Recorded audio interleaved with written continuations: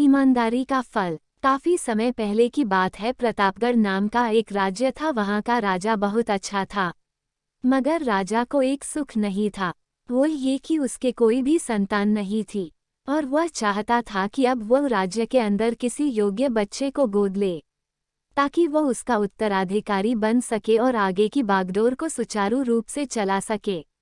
और इसी को देखते हुए राजा ने राज्य में घोषणा करवा दी कि सभी बच्चे राजमहल में एकत्रित हो जाए। ऐसा ही हुआ। राजा ने सभी बच्चों को पौधे लगाने के लिए भिन्न भिन्न प्रकार के बीज दिए और कहा कि अब हम 6 महीने बाद मिलेंगे और देखेंगे कि किसका पौधा सबसे अच्छा होगा। महीना बीत जाने के बाद भी एक बच्चा ऐसा था जिसके गमले में वह बीज अभी तक नहीं फूटा था, लेकिन वह रोज उसकी देखभाल करता था और रोज पौधे को पानी देता था।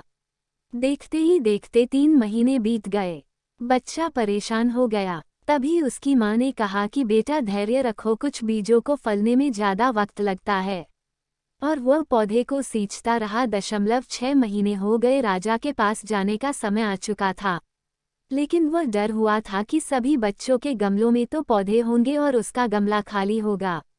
लेकिन वह बच्चा ईमानदार था और सारे बच्चे राजमहल में आ चुके थे। कुछ बच्चे जोश से भरे हुए थे, क्योंकि उनके अंदर राज्य का उत्तराधिकारी बनने की प्रबल लालसा थी। अब राजा ने आदेश दिया, सभी बच्चे अपने अपने गमले दिखाने लगे, मगर एक बच्चा सहमा हुआ था क्योंकि उसका गमला खाली था। तभी राजा की नज़र उस गमले पर गई। उसने पूछा, तुम्हारा गमला तो खाली है? तो उसने कहा, लेकिन मैंने इस गमले की 6 महीने तक देखभाल की है। राजा उसकी ईमानदारी से खुश था कि उसका गमला खाली है, फिर भी वो हिम्मत करके यहाँ आ तो गया।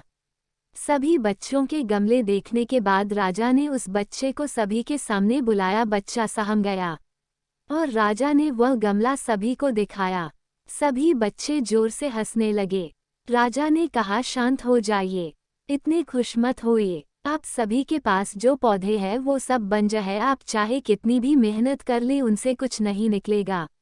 लेकिन असली बीज यही था। राजा उसकी ईमानदारी से बेहद खुश हुआ और उस बच्चे को राज्य का उत्तराधिकारी बना दिया गया।